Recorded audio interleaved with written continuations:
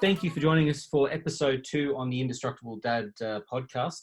Today, I've got the wonderful Chris MacCabe joining us from FTI, Functional Training Institute, and Momentum 360. I actually had the pleasure of meeting Chris, what was it, about 3 months ago, Chris? April?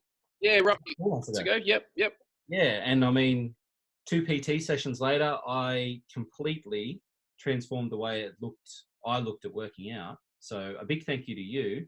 Why don't you fill us in on, who you are, what you do, what's happening? Well, as you said, I am the manager of Momentum 360 here in Tarrant Point. I also own Navigate Personal Training in Bathurst with my partner Susan. My sister Heather is managing our zoo fitness group sessions there for us. And I'm also part of the presenting team for the Functional Training Institute. So I travel around the country presenting education courses to personal trainers to help them upskill to be certified kettlebell instructors, suspended fitness trainer, functional bags, battling ropes, barbells, mobility. And I also present their 3-day intensive Master Functional Trainer Level 2 course. So I travel around a fair bit, mate. Keeps me very busy. Fantastic. And somewhere in there, you got a wonderful partner and how many kids? I've got 3 kids. So Jordan, Aaliyah, and Logan. Fantastic. I've got a Logan as well. So that's youngest boy. But what are the ages of the kids there? So 16, 15, and 12. Oh. Well, my 12-year-old will tell me he's almost 13. Yeah, he's almost 13, and the 16-year-old's 26. Yeah, that's exactly right, mate. Yeah. So that's got to be interesting, having all these, I guess you could say, teenagers. Like my eldest is 11, youngest is 3, so we're dealing with like a whole different range of issues. You're sort of at that precipice now where social media, phones, going out. Yep. How's that working out? Mate, that's well, obviously when we were growing up, social media wasn't a big thing. So that's been I suppose an interesting thing for me to see what my kids are going through as far as, I suppose what they're putting out there, who can see it, compared to what I went through when I was growing up. It's a whole nother kettle of fish. It's a different level. And it's amazing how some of these kids get through all that. It really is. So it's scary. It's it's scary stuff. How easily accessible information is, and people can see what your kids are doing. It blows my mind a little bit.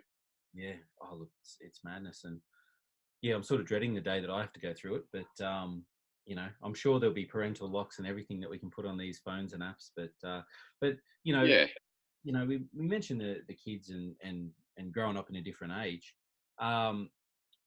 What obviously you run a business and you're super successful at that. I think I mentioned there when we started that a good buddy of mine, Matt Lowe, who's actually one of your clients, runs a health store here in Bathurst. And I said to him, "Oh, look, I'm bored. I don't know what I'm doing. I'm just cruising through each one, And he goes, "Oh, you want to jolt to the system?" And I said, "Yeah. Absolutely." Thinking, "Oh yeah, I need a jolt to the system." He goes, "Yeah, give Chris a call." Okay. And I did that day. And 2 days later it was bang. Crazy. Normally I'd go to the gym like every second day thinking I was that. I didn't go for like 4 days. I was like, my body needs to recover, And it wasn't like you done anything crazy. It was more use your body in this way. Think about what you're doing, It was fascinating. What's, in terms of parenting, you've got this personal trainer insight into people's minds. Have you used that with parenting? I have. As you know, like with the zoo sessions that we run, we try to promote this very inclusive culture. No egos. We're there to support each other because we've all got a common goal. And with the kids, I have used that. I try to get them involved in the zoo sessions when I run them. because it's a great way for the kids to see, one, what I do, but for me to interact and do something with them. Yeah. I don't have to drop them off at a kid specific class, Mm. or I get a babysitter so that I can train. It's something that I can do with them because it's all body weight. But it's a very inclusive culture. So you can have, like my kids are 15, 16 and 12, as I said, they can be interacting with, 40, 50-year-olds and learning how to, I suppose, navigate through that part of life as well as they get older and they start interacting with adults more when they get, casual jobs, that sort of stuff. Yeah. They know how to deal and talk and interact with adults, older adults. Yeah. Yeah. It's so important. And, the communication thing is massive. And, but I think the culture of the not just the culture of the team, but also the culture of internal culture, it's really instilling that, you're doing bear crawls and you're putting in so much, you don't stop, Yeah. support someone else if they're doing it tough, and I think there's a little generation at the moment that miss that, I think Zoo's very, very important. I think it is Nathan Helberg who created Zoo. He's very big on trying to bring back the human interaction aspect of fitness, and how that our fitness goals can sort of transfer into our everyday life. And that really resonated with me. So many people go into a gym. I've been in the industry for almost 9 years, and people normally walk into a gym environment, put their headphones on, they're on their phone taking a selfie, or filming a workout or whatever it might be, and they just don't interact with anyone else. Whereas with Zoo, we sort of force you to interact. We're here to achieve a common goal, whether it be improve our fitness or move better, or whatever it is. We're here to support each other. That's where that get a touch or that high five comes into play, because you're there to support each other. When someone's doing it tough, you've got someone crawling beside you, as you said, with a bear crawl, and you're encouraging each other just to keep pushing through what seems to be really, really tough at the time. You've got that support next to you. And I mean, when my kids do that, I've got them in there supporting adults, adults supporting them to push through what is mentally perceived as very tough. And then they can take that skill from the workout and add that to their everyday life. If they're having some troubles at school, or, me, if I'm having a bad day at work, if I can get through a mentally tough workout and push through that, I can then transfer that into my day-to-day life as well. So having the kids being able to participate in that has been I think, a real game changer for them, and how they interact and how they handle tough situations in life. Yeah, absolutely. My 11-year-old, he come to a Zoo session there last school holidays, the Easter school holidays. Yep. And he wore himself out big time. You know what I mean? It was just madness.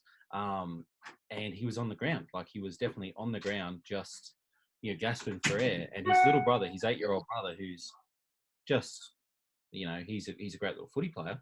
He was like, "Come on, Noah, let's go." And they kept, just picked his older brother up. You know what I mean? The cool thing That's is, what it's all about. they keep doing it. Like I've made sure they keep doing it here at home. Like, a few times a week. We'll just do a little Zoo thing together, just a few movements, and they just love it. It won't be too long. That's the other thing. If they're too strong for me, I can't overpower them when they're older. But that's a whole different Yeah. kettle. Well, that's the thing. The good thing is that, as a parent, you can get in and do it at home. Like Zoo's just body weight. It's something you can do with the kids. Kids love being able to crawl around and pretend to be a bear or a gorilla or a snake or whatever. But the benefits that's having for them in their movement, because they sit. So they kids sit at a desk all day at school, but we're getting them up and moving and exercising, and they're getting that mobility that, in today's day and age, we sit at computers, we sit in a chair, we sit in a car, we sit and we're looking at our phones. The benefit of Zoo is that we've got you moving, and you don't need a massive amount of space. You can do it anywhere. You can do it with your family, with your kids. Anyone can do it. So Yeah. It's been a cool little thing to introduce in with my kids as well. Yeah, absolutely. So we mentioned social media, and we've got you know, some really cool fitness and mobility exercises you do with the kids. Um, Yep. what's another thing that jumps out about when you were growing up as a teenager to where your kids are now? As I said, I think the there was bullying and stuff when we were at school. Yeah. You'd go to school and you might get picked on by, the class bully or the year bully or whatever it was. Yeah. But you could get away from it. Like at the end of the school day, you could walk away from it. You were home safe with your family and that sort of thing. But with today's social media, Instagram and Facebook and all those sorts of things, you know, kids come home and they jump on their phones and they're looking at all this stuff and they're getting bombarded from these bullies and stuff on a whole nother level, even when they leave school. So, Yeah. I mean, I've already had a situation with my daughter where she had a girl from her school that was giving her quite a hard time Yeah. via social media. But when she was at school, she wouldn't interact with her at all. Really? So she wasn't getting bullied at school by this girl. Yeah. It was when it was online afterwards that she was copying it at home. And it wasn't till, I suppose I went in just to check on what they were doing. I'm a bit funny with social media. I like to check on them Yeah. and make sure they're not looking at things that they shouldn't be. And There'd be locking and everything going on. yeah. And I mean, she was quite upset by this, the comments that were being made on her Instagram feed Yep. by this girl who normally doesn't interact with her at school at all. So, for me, when I got picked on at school, I could get away from it. I could come home, tell mum and dad about it, Yeah. or you'd go and see the teacher and it'd get sorted at school and it got sort of pushed to the side. Whereas now they tell the teacher at school, they might sort it out at school, but there's another avenue for them to be, I suppose, bullied via social media. It's just scary stuff. It really is. And I mean, I read something. Instagram we're going to bring in some form of comment checker. That Yep. if it looks like it's an abusive comment or not a nice comment, a little pop-up's going to say, "Are you sure you want to send this?" Blah blah blah. So I mean, at least that's a start. But I mean, Yeah, definitely. how many do they sort of go? Okay, well, this person, they got like 500 pop-ups today. Maybe we need to clamp down on this person, or where with social media, the crazy thing about it is, like, where does it sort of, at what point do people become involved? Like, it's really really interesting. Yeah, it's a fine line. I mean, from a business perspective, I use social media to advertise. Like Facebook is and Instagram are my main two avenues for advertising my business. Gone are the days of radio ads and stuff like that so much. It's now all social media. So, we're on it all the time. And, as the kids get older and, more and more advancements with technology, it's getting to that point where everything will be done through these social media Yeah, areas. So absolutely. Absolutely. No, it's it's really interesting. Do you get, because I mean, look, you probably get a lot of dads coming to Momentum 360, yeah, and even before then, yep, obviously I'm a dad. I was a client, and other dads. Do you yep, hear the same sort of frustrations and challenges coming from them, or what else are they? yeah, Coming to? yeah, for sure. When you get talking, you obviously build relationships with your clients and that sort of stuff, and they start to tell you. You ask them about their day, and they start to tell you what's going on. And when you're training parents, Mm. obviously their number one focus is their kids. And I'm hearing this sort of stuff all the time from my mates that have got kids, and clients that have got kids, and that sort of stuff. It's something that's quite a scary thing for, I think, just about every parent. Oh, Is yeah. when my kids get to that age where they're on social media, or like in my case, they're now using it a lot. Mm. How do I protect them Yeah. from the bullies or from people that they don't know? Mm. I've gone through and set up, restrictions and stuff like that with them, so they've got their blocks and that in place. But you know, there's people out there that work out how to get around those things Oh, look, there's some all the time. very, Scary stuff. very, very creative people. And I mean, if they were creative in a different avenue instead of Yep. bullying, the world would be a great place, a much better place. Oh, definitely.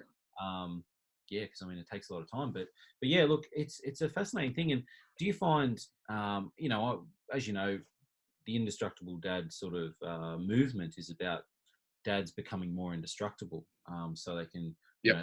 cope with pressures of being a dad. They can cope with pressures of building a business or running a business or even working as part of a team. Do you Yep. find the people who do come to train with you or other people have a much better lifestyle when they're physically active? Because I mean, there's always those people going, "Oh no, I didn't notice anything," blah blah blah. I sort of call bullshit on that, because I think if you're not working out or you're not doing something physically active, your mind is your mind fills up a lot faster.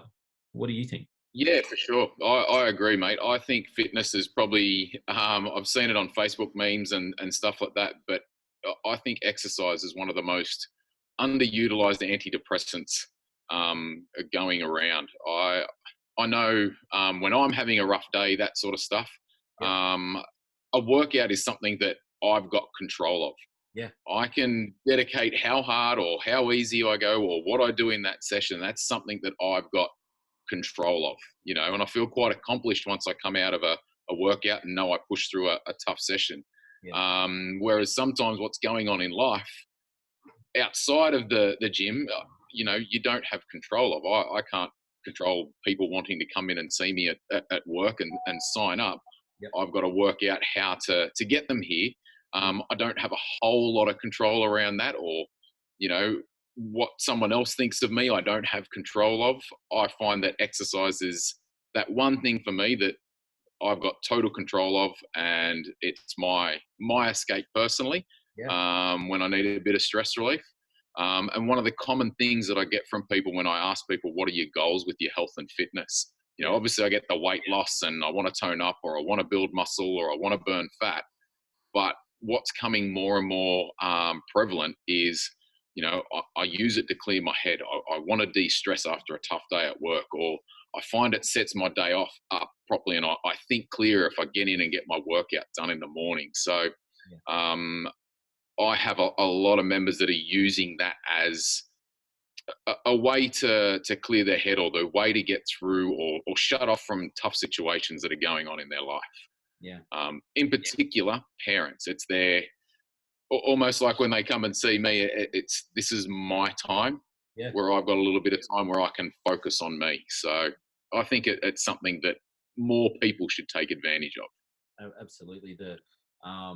You probably see it at some stage on social. We've got 3 pillars, and one of our foundations is self.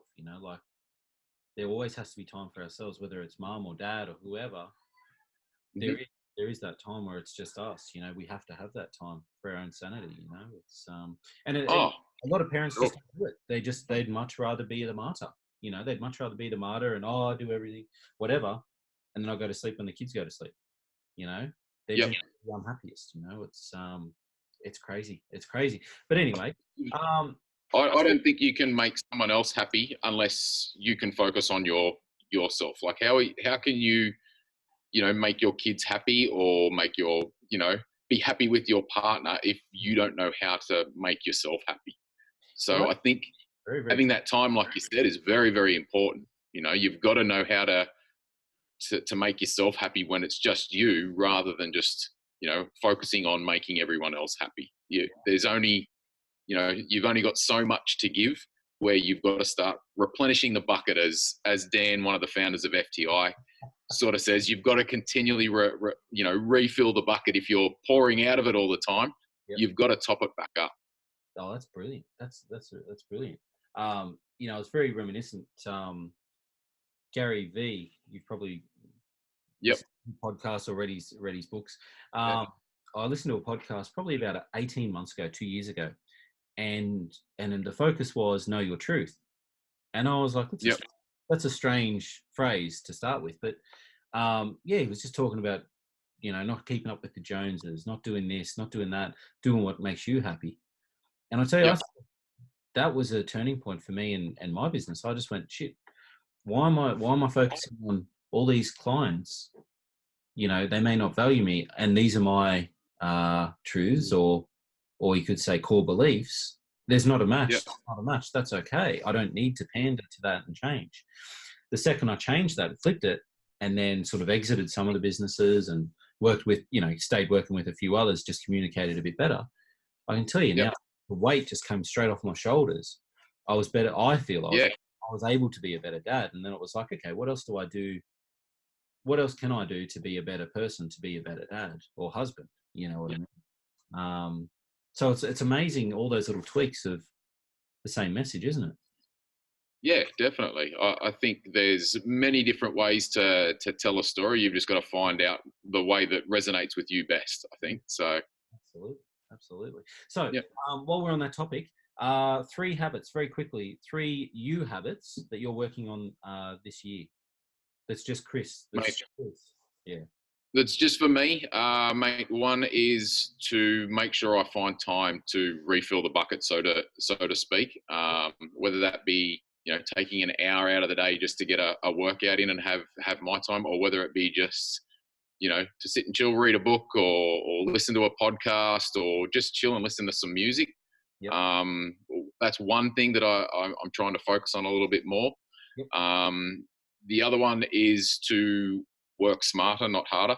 I have a tendency. I was born and raised like my parents instilled a pretty hardcore work ethic. You get in and you do the job and make sure you do it right. Which I can't thank them enough for that ethic. But sometimes it can be a little bit detrimental to me, as far as, and even my personal life, as far as I get into big hours. I want to succeed. I've got to remember that I need to take that time out for me as well, and do the things that I enjoy.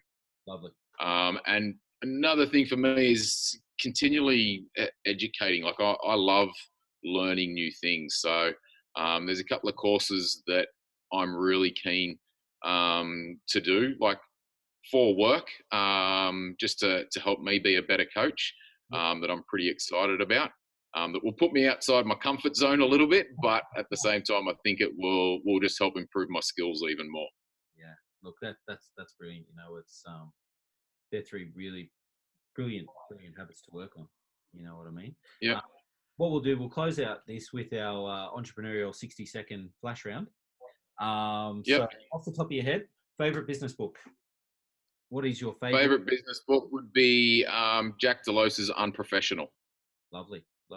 Most influential CEO or entrepreneur to date that you've worked with? For me, it would have to be Dan and Tarek, the founders of the Functional Training Institute. They've been a big influence on me. Lovely. And somebody you haven't worked with, you've just sort of looked at from afar? Any or any grand scale person? Yeah, look, there's probably quite a few. It'd be hard to pinpoint to just one, but one that sort of comes off I suppose, the top of my head would probably be someone like the likes of Gary Vee. I think his insight to business and is just phenomenal. I just love his attitude towards it all. Yeah, he's the reason I started wearing cargo pants to meetings, or footy shorts. Yeah, whatever. I don't care. You can't if you can't accept me in footy shorts, damn it, I ain't turning up. That's exactly right. How many hours of sleep do you get per night? I mean, you mentioned big hours. How many hours of sleep do you get? Look, at the moment, it's not where it should be. I'm probably getting about 5 to 6 hours a night at the moment, just with setting up a new gym. It's early mornings, late nights. Once things settle down a little bit, I aim to get at least 7 to 8. I find I function best that way. When it's a little less than that, brain fog kicks in, and mistakes that normally probably wouldn't happen tend to happen a little bit more often. Yeah. Oh, that's great. And let's say, what's one motto to share with all dads, whether they're business owners or not? I suppose is never give up. Like, one of those things where you sit there and you're like, I'm not sure if I'm doing this right. We're all going to make mistakes. you know, you learn from it, Yep. you grow from it, and you just keep going forward. We're all going to have times where we're going, I don't think I handled that situation real well.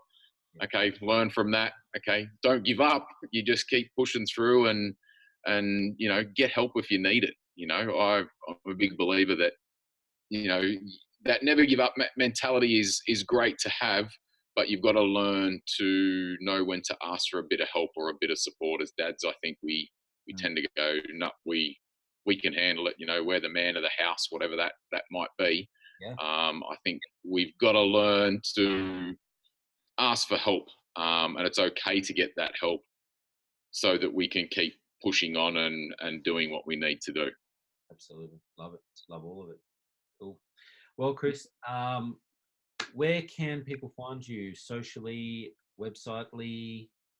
Yeah, look, Yeah, actually, um, your website and Facebook page, because I think I've got Navigate PT. So yeah, look, we've got Navigate PTs just on Facebook, Momentum 360. You can go to www.momentum360.com.au. You can access our timetables and classes, and see some photos and that sort of stuff there. Social media on Instagram, I'm at Chris MacCabe, and also with at Momentum 360. And we're posting, you know, snippets of yeah, workouts and that sort of we'll have stuff a all look the time. for that type of stuff, which will be great. Yeah, You know, they can see people putting in and loving it. yeah, definitely, Yeah. definitely. Excellent. Well, look, thank you very much for joining us on episode 2. I really appreciate it. And yeah, thanks for sharing your insights. Mate, thanks for your time. I've had a great time. Thank you. Fantastic. Thanks, Chris. Awesome.